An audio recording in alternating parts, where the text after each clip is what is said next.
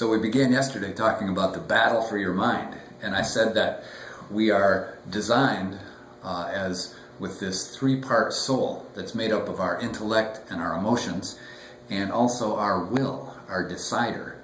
And that if your decider is strong, then your intellect and your emotions will do what they were created to do. But if your will is weak, your emotions and your intellect could easily run away with you, and that's where confusion and sadness and depression and pressure and anxiety start to come in. So we talked yesterday about the importance of developing your will.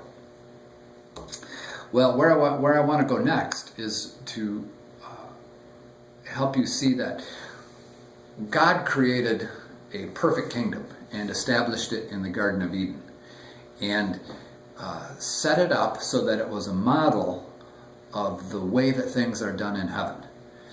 Thy will be done on earth as it is in heaven. That was his will. But when Adam committed treason, Satan came in with legal authority and set up his own kingdom with a corruption of God's system.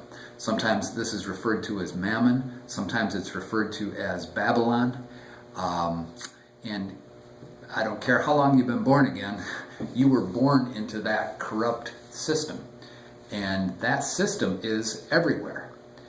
And what we have to do as believers is to transition out of Mammon into the kingdom's way of doing things. And Scripture tells us that we are not to be conformed to this world, but to be transformed by the renewing of our mind.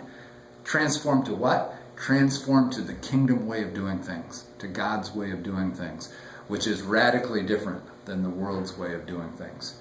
Part of the trouble is that we're in that worldly system all day long.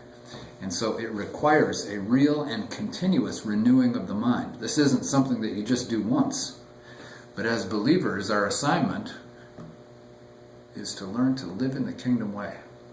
So that's today's lesson, is to understand that the world operates according to this condemned, corrupt system that Satan created. But as believers, we have access to the kingdom way of doing things. If God says, be not conformed to this world, but be transformed by the renewing of your mind, if he's instructed us to do that, that means you can do it.